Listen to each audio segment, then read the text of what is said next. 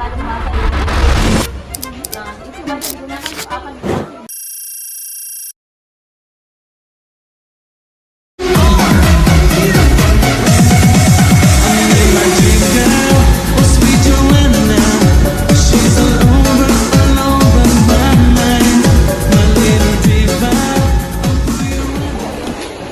Assalamualaikum Ibu. Iya, waalaikumsalam.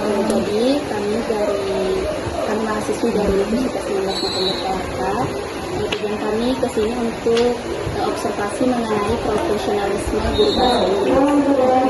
Jadi langsung saja Ibu kita pertanyaannya untuk aspek perencanaan pembelajaran.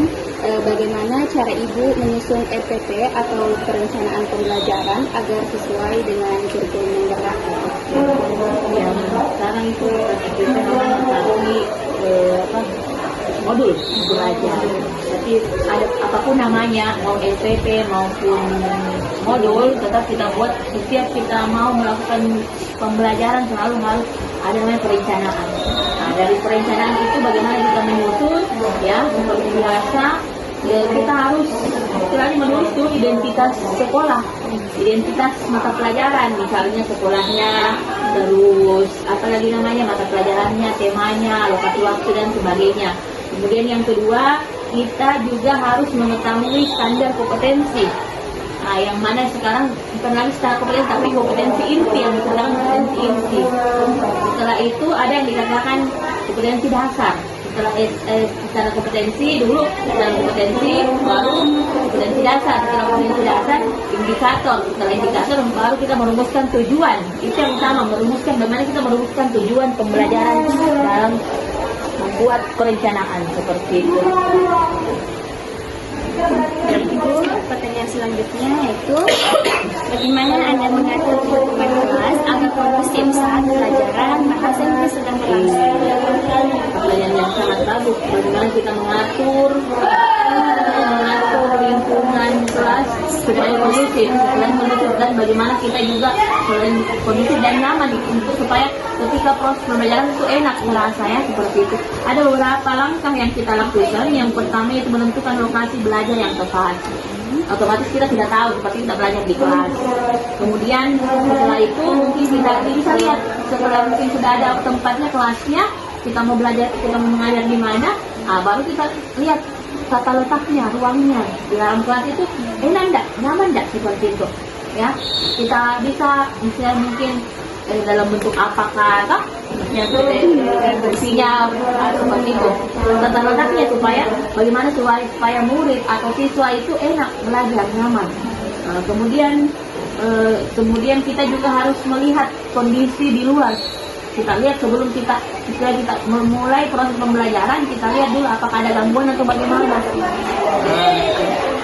Kemudian kita bagaimana kita memanfaatkan teknologi, ya, teknologi yang ada dalam sekolah. Misalnya ada apa namanya infografis dan lain sebagainya. Apalagi ada sekarang bantuan dari pemerintah ada namanya PID, papan interaktif digital. Nah, itu saya banyak bagus sekali untuk kita supaya rasa tertarik untuk belajar bahasa Inggris, ya. Nah, itu banyak digunakan interaksi digital. Ya, bagaimana kita memanfaatkan teknologi lah seperti itu. Kemudian bagaimana kita menciptakan suasana kelas yang nyaman, ya. Apakah itu tergantung dari gurunya atau muridnya. Nah, kemudian bagaimana mengatur waktu, ya seperti itu otomatis. Makanya dalam RPP itu sudah ada waktunya, lokasi waktunya seperti apa. Nah, jadi itu. Baik, selanjutnya bagaimana cara Ibu mengawali dan mengelola jalannya proses pembelajaran di kelas? Iya, kalau saya mengawali dan mengawali dan mengelola, ya, mengawali dan mengelola jalannya proses pembelajaran di kelas. Ya, saya mulai dengan penataan ruang kelas yang saya bilang. Nah, ketika saya masuk, saya lihat dulu seperti apa, ya. Apakah misalnya kelasnya bersih atau bagaimana. Kalau misalnya kelasnya kotor, ya bisa kita suruh siswa bagaimana supaya kita membersihkan dulu sedikit seperti itu. Kemudian kita istilahnya setelah mungkin sudah lihat kelasnya bersih, sudah enak untuk dipakai, sudah nyaman dipakai untuk belajar, Nah, kita buat aturan, kita buat kesepakatan kelas antara siswa dengan murid seperti apa nanti pada saat proses pembelajaran seperti itu. Kemudian bagaimana juga kita buat siswa untuk fokus belajar. Istilahnya, oh kita lihat, oh ini nanti saya mau seperti ini. Otomatis kan makanya tadi ada RPP supaya kita bisa di situ kita belajar. Oh nanti saya mau buat seperti ini supaya siswa bisa fokus belajar. Khususnya bahasa Inggris ya. Kemudian yang terakhir yaitu kita mulai pembelajaran itu harus dengan penuh semangat. Nah, jadi kita mulai dari kita dulu, dari gurunya dulu. Jadi kalau gurunya misalnya semangat, otomatis semuanya pasti semangat. Nah, tapi kalau misalnya kita langsung belajar, kemudian kita juga loyo, ya otomatis sebaliknya seperti itu ya. Nah, seperti itu. Ya, baik, Ibu. Untuk soal terakhir mengenai peningkatan profesionalisme, kegiatan pengembangan profesional apa yang rutin Ibu ikuti? Pelatihan, workshop, atau webinar? Oke, kalau ditanya masalah pelatihan, kami guru ini selalu meningkatkan kompetensi kami, ya. Ada di guru itu ada yang namanya MGMP. MGMP itu khusus komunitas guru mata pelajaran di situ.